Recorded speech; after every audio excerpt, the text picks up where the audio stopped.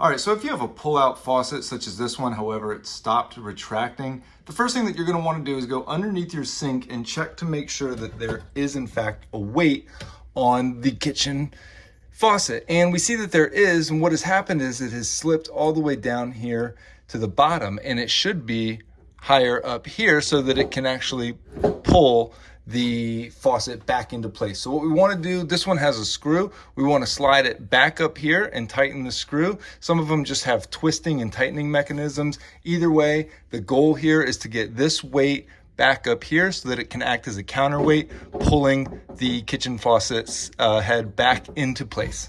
You may have to loosen it a little bit more, but if not, and it's already slipped down, then chances are it'll slide right back up. So we want to put it right up there.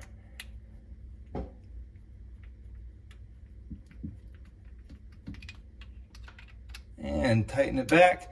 They come loose just from years of continuous pulling back and forth,